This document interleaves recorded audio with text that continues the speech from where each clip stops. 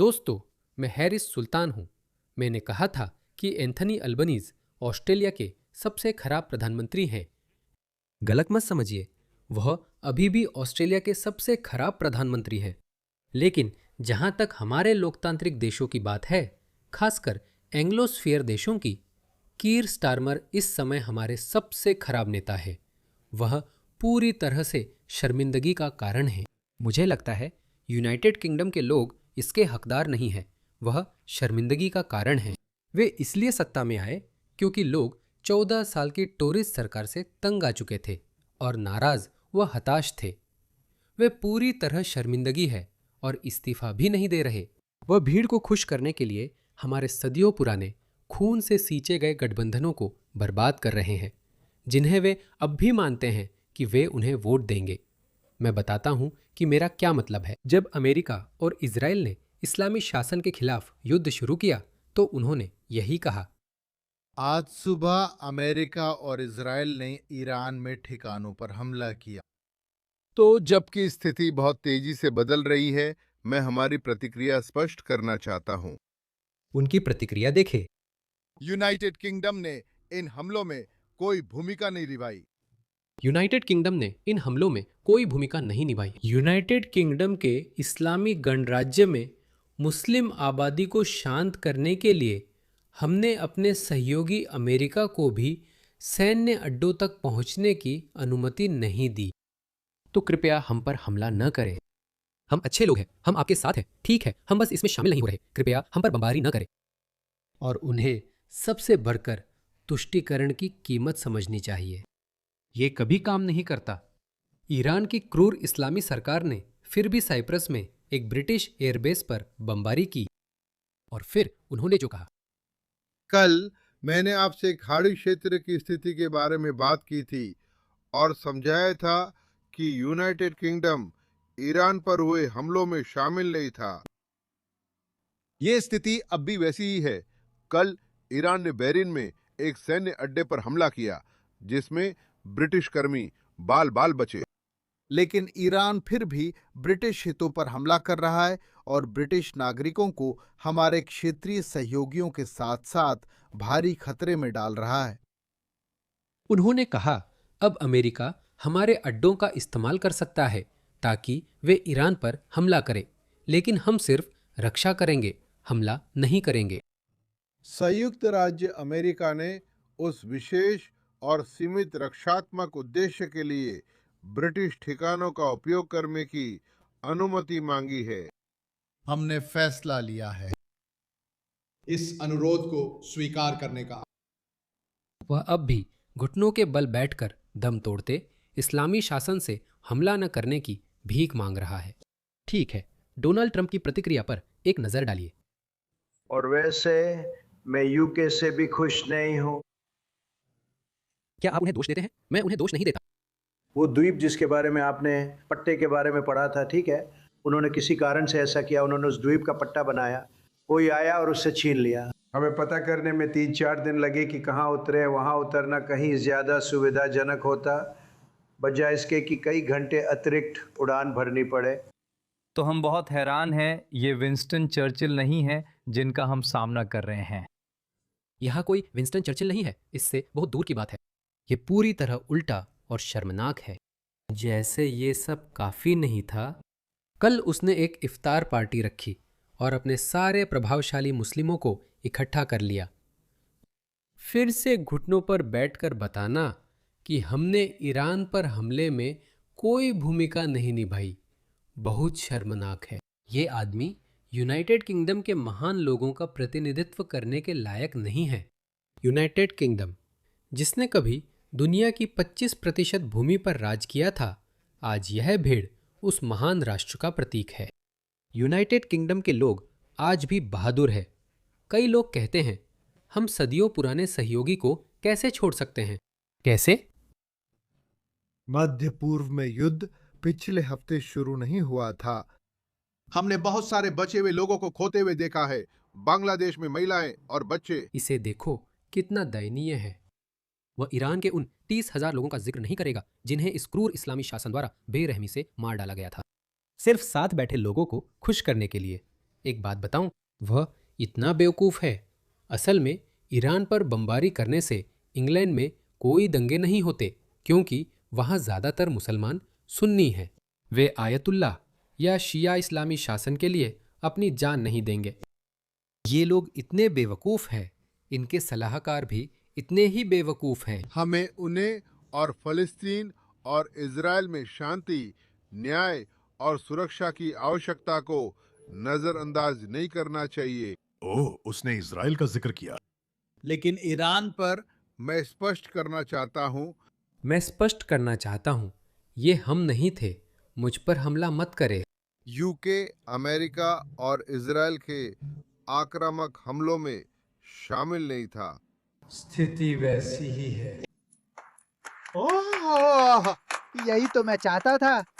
आप में से कई लोग जानते होंगे कि मैंने 2003 में इराक युद्ध का समर्थन नहीं किया था।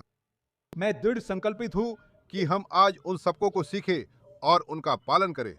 हालांकि ईरान ने हमारे जैसे देशों पर हमला किया है, जिन्होंने मध्य पूर्व के कई देशों की तरह कोई भूमिका नहीं निभाई थी, उन्होंने कोई भेदभाव नहीं किया। ये हमले अंधाधुंध हैं। उन्होंने अमेरिका, इज़राइल जैसे बुरे और हम जैसे अच्छे लोगों में फ़र्क नहीं किया, जबकि हमारा इससे कोई लेना देना नहीं था। ओह बेचारे हम। और अब जो हम कर रहे हैं वो ये है कि हम अपने ठिकानों का इस्तेमाल रक्षात्मक उद्देश्य के लिए करने की अनुमति दे रहे हैं। ध्यान रखें, हमारा उद्देश्य रक्षात्मक है। उन्होंने हमारे हितों या सहयोगियों पर हमला किया हो, फिर भी हम हमला नहीं करेंगे, सिर्फ रक्षा करेंगे। उन हमलों को रोकना और निर्दोष लोगों की जान की रक्षा करना, क्योंकि यही हमें अपने मध्य पूर्वी सहयोगियों का समर्थन करने के लिए करना चाहिए। हमसे समर्थन मांगा गया है और इसी तरह हम क्रॉस फायर में फंसे ब्रिटिश नागरिकों की रक्षा करते हैं। देखिए, उन्होंने क्रूर शासन से मारे गए 30,000 ईरानियों का जिक्र नहीं किया। सिर्फ वही एक नैतिक कारण है ईरान के खिलाफ युद्ध में शामिल होने का। लेकिन उन्होंने ऐसा नहीं किया। क्यों? क्योंकि वह इन लोगों से डरे हुए हैं। वह सचमुच इन लोगों से डरे हुए हैं दोस्तों। सबसे खराब बात यह है कि प्रधानमंत्री बेवकूफ़ हैं। माफ़ कीजिए, मैं तो बहुत उदार हूँ।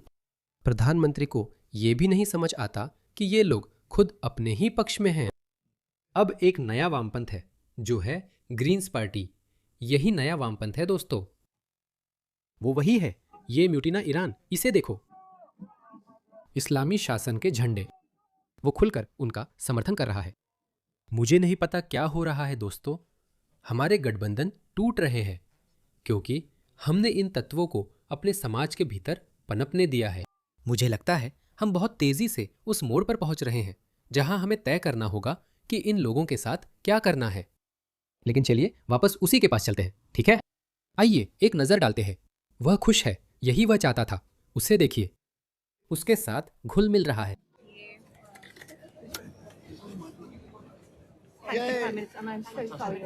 अल्लाह सबसे महान है।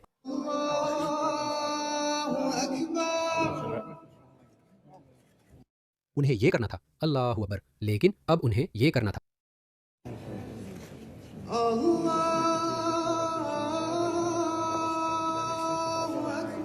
माफ कीजिए, मैं आपके कानों को उस बकवास से नहीं भरना चाहता, लेकिन देखिए, वह उनके साथ घुल मिलकर उन्हें खुश कर रहा है। वह चाहता है कि मामला शांत हो। हमने कोई भूमिका नहीं निभाई। और पता है, वो ऐसा तब कर रहा है जब ईरान के लोग तीसरे दिन भी अपने देश पर बमबारी का जश्न मना रहे हैं। क्या आपने कभी ऐसा कुछ देखा है? क्या आपने कभी ऐसा कुछ देखा है? ये लोग अमेरिका मुर्दाबाद या इज़राइल मुर्दाबाद के नारे नहीं लगा रहे, क्योंकि जानते हैं कि अमेरिका और इज़राइल इस्लामी शासन पर बमबारी कर रहे हैं। ये बेशर्म प्रधानमंत्री ऐसे लोगों की खुशामद कर रहा है जिनका ईरान से संबंध नहीं है, जबकि ईरान के लोग छतों पर खड़े हैं। उन्हें पूरा भरोसा है कि अमेरिका और इज़राइल की मिसाइलें शासन के मुख्यालय पर गिरेंगी, उन पर नहीं। इसीलिए वे छतों पर खड़े होकर खुलेआम इसकी वीडियो बना रहे हैं और उन बमों का जश्न मना रहे हैं। दोस्तों, मैंने ऐसा कभी नहीं देखा। क्या आपने कभी ऐसा देखा है? इसी कारण कई मुसलमान हैरान हैं कि ईरान के लोग अपने देश पर बमबारी का जश्न क्यों मना रहे हैं। कैसे? इसका जवाब आसान है। वे इस तानाशाही शासन से तंग आ गए थे।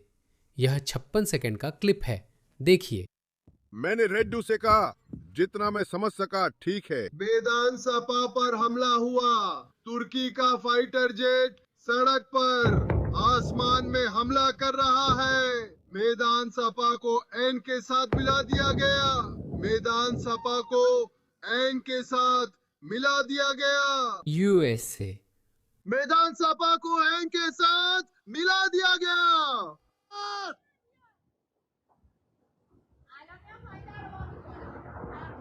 वो भागो पक्षियों, उड़ जाओ। The count. No!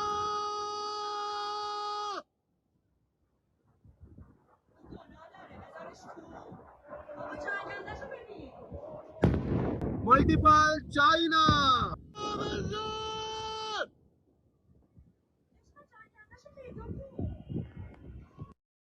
इसे देखो। और ये बेशरम प्रधानमंत्री उनके साथ घुल मिल रहे हैं। उन्होंने उन 30,000 ईरानी नागरिकों का जिक्र तक नहीं किया जिन्हें उस क्रूर शासन ने मार डाला। मामदानी में भी उससे ज्यादा हिम्मत है, या कम से कम वो अपना दोगलापन छिपाने में बेहतर है। ऑडियो गड़बड़ है, सुनो। कम से कम उसमें कीर स्टारमर से ज्यादा हिम्मत है। मैंने पहले भी ये कहा है, ईरानी सरकार ने अपने ही लोगों पर व्यवस्थित दमन किया है। यहाँ तक कि इस साल की शुरुआत में सबसे बुनियादी असहमति जताने की कोशिश कर रहे हजारों ईरानियों की हत्या भी कर दी। ये एक क्रूर सरकार है। उसने इतना तो कहा, पर तुतिया कीर ये नहीं कह सका। इन ईरानी लोगों की बहादुरी देखिए। उस वीडियो में जिसे मैंने अभी दिखाया, एक आदमी छत से चिल्ला रहा था। छत से चिल्लाने की कीमत देखें। यहाँ एक ईरानी व्यक्ति कहता है कि पहलवी लौटेगा, और देखिए कि आईआरजीसी या बसीज के गुंडे क्या करते हैं।